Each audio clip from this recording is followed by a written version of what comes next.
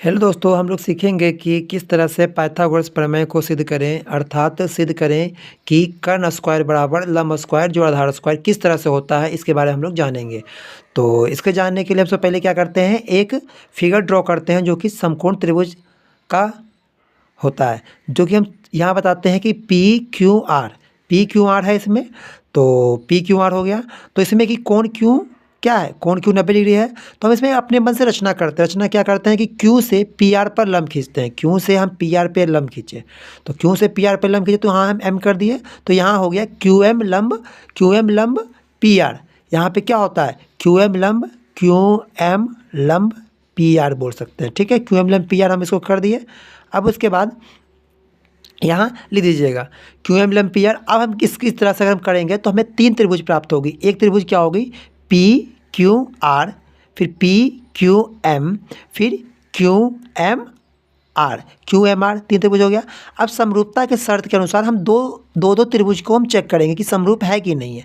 तो पहला त्रिभुज क्यू पी एम ये कोण, फिर क्यू पी आर, तो दोनों में क्या है कि ये कोण पी जो है उभयनिष्ठ है, यानी कि दोनों में कॉमन आ रहा है।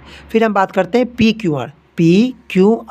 तो पी क्यू आर में यहाँ कितना है 90 डिग्री। और फिर क्यू एम पी, तो क्यू एम पी में देखिए कितना है 90 डिग्री, दोनों 90 डिग्री इसलिए बराबर हो गए। और फिर हम यहाँ बोल सकते हैं, हम जानते हैं कि दो त्रिभुज का कोई भी दो कोण अगर बराबर होगा तो तीसरा कोण अपने आप में बराबर हो जाता है। तो इसलिए हम बोल सकते हैं कि कोण एम क्यू पी, तो एम क्यू पी बराबर कोण क्या होगा, पी आर क्यों, क्योंकि तीसरा कोण तो बराबर हो जाएगा। अब उसके बाद समरूपता से हम जानते हैं कि कोई भी दो समरूप त्रिभुज की भुजाओं का अनुपात बराबर होता है। तो जैसे हम बात करते हैं क्यू एम, तो देखिए यहाँ पे क्या है क्यू एम, छोटे वाला त्रिभुज लिया हमने क्यू एम। तो क्यू एम देखिए यहाँ पे क्या है क्यू एम बराबर, और इसका जस्ट बड़ा वाला ले लिए हैं क्यू एम, जिस तरह से बराबर हो गया तो उस तरह से हम बात किए बड़े वाले का, तो क्यू आर ले लिए। क्यों, क्योंकि दोनों के देखिए अगर इसके लिए भी तो पी के लिए क्यू एम है ना, और इसके लिए भी ये क्यू आर है, बराबर हो जाएगा। फिर हम लेते हैं पी क्यू। तो पी क्यू किस तरह से है, देखिए ये इसको जैसे कि पी क्यू किस तरह से है, तो 90 डिग्री इसके है ना कोण, देखिए पी क्यू एम में 90 डिग्री है, तो 90 डिग्री के जस्ट सामने पी क्यू हो गया। और मैं पी आर क्यों लिया, तो पी आर हमने इसलिए लिया कि यहाँ पे तो 90 डिग्री जस्ट यहाँ पे ये बनेगा 90 डिग्री, तो इसके सामने तो पी आर होगा। ठीक है, आप समझ गए होंगे।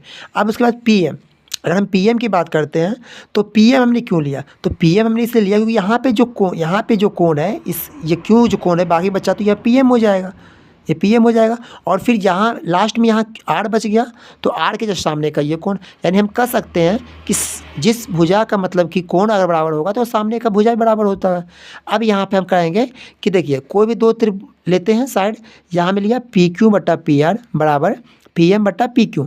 अब क्या करते हैं, हम गुना करते हैं, तो पी क्यू गुने पी क्यू स्क्वायर हो जाएगा, और इसको हम P R into P M, और ये समीकरण नंबर 1 हो गया। ठीक है, इसी तरह से हम पुनः त्रिभुज लेते हैं, कौन सा, क्यू एम आर और पी क्यू आर, यानी एक तरफ हमने क्या किया, बड़े वाले को लेके इस तरफ से, और फिर हमने बड़े वाले लेके इस तरफ से दोनों कर दिया। ठीक है, तो फिर उसी तरह से हम करते हैं क्यू आर एम और पी आर क्यू, दोनों में देखिए आर कॉमन आ गया तो आर उभयनिष्ठ हो गया। फिर देखिए क्या है क्यू एम आर 90 डिग्री, फिर पी क्यू आर 90 डिग्री हो गया। और पहले हमने बताया था कि अगर दो कोण बराबर होगा तो तीसरा कोण भी बराबर हो जाएगा। तो उसी तरह से देखिए कोण आर क्यू एम बराबर कोण आर पी क्यू बराबर हो जाएगा। फिर देखिए इसी तरह से हमने जैसे क्यू एम लिया, तो क्यू एम हमने क्यों लिया, देखिए क्यू एम लिया क्योंकि हमने जब क्यू एम लिया है तो यहाँ पे कोण आर लिए है, तो कोण आर लिए, तो जब इसके लिए कोण आर लिया तो फिर हमने यहाँ पे पी क्यू ले लिया, क्योंकि देखिए कोण आर दोनों में, इसके लिए भी और इसके लिए पी क्यू हो गया। फिर हमने क्या लिया क्यू आर, तो क्यू आर लिया किसके लिए, तो क्यू आर कोण पी के लिए लिया है। तो उसी तरह से हमने यहाँ पे ले लिया पी आर, क्योंकि यहाँ पे देखिए ये हमने क्या लिया है क्यू आर लिया, तो क्यू आर हमने इसके लिए क्यू आर लिया किसके 90 डिग्री के सामने था क्यू आर, छोटा वाला क्या था, और छोटा वाला के सामने था, तो उसी तरह से हम इसके जस्ट 90 के सामने पी आर ले लेंगे। फिर हमने क्या लिया है आर एम, छोटा वाला क्या है आर एम, तो छोटा वाला जैसे हम आर एम लिए तो जस्ट उसी तरह से हमने ले लिया है क्यू आर एम लिए छोटा वाला तो क्यू आर, यानी कि इस कोण के लिए हमने लिया था बाकी, और इसके लिए यानी कि छोटा वाले त्रिभुज में क्यू के लिए एम आर और बड़े वाले त्रिभुज में कोण पी के लिए क्यू आर लिया। अब हम क्या करेंगे, फिर उसी तरह से क्यू आर बटा पी आर, आर एम बटा क्यू आर को आपस में यहाँ बराबर कर दिए। तो यहाँ पे क्यू आर, यहाँ पे क्यू आर स्क्वायर हो गया और यहाँ पे R M into P R. अब क्या करते हैं, जो पहले समीकरण एक आया था और ये समीकरण 2 है, तो दोनों को जोड़ देंगे। तो जोड़ेंगे तो वहाँ पे था पी क्यू स्क्वायर प्लस, अब यहाँ पे क्यू आर स्क्वायर जुड़ जाएगा और R M into P R और P M into P R.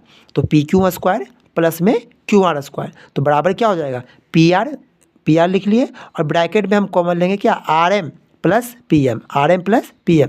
तो P Q square plus Q R square, तो पी आर और R M plus P M, देखिए R M plus P M, तो दोनों को जोड़ के देखिए आर एम यहाँ से यहाँ तक आर एम और प्लस पी एम जोड़ेंगे तो ये पूरा पी आर हो जाएगा। तो इसलिए हमने दोनों को बदले यहाँ पी आर लिख दिया। तो P Q square plus Q R square बराबर पी आर स्क्वायर। तो यही तो हम बोले सिद्ध करना था, लंब स्क्वायर प्लस आधार स्क्वायर कर्ण स्क्वायर। तो अगर आप, और ये हमने सिद्ध हो गया। तो अगर आपको अच्छा लगा होगा तो आप शेयर कर दीजिएगा चैनल को।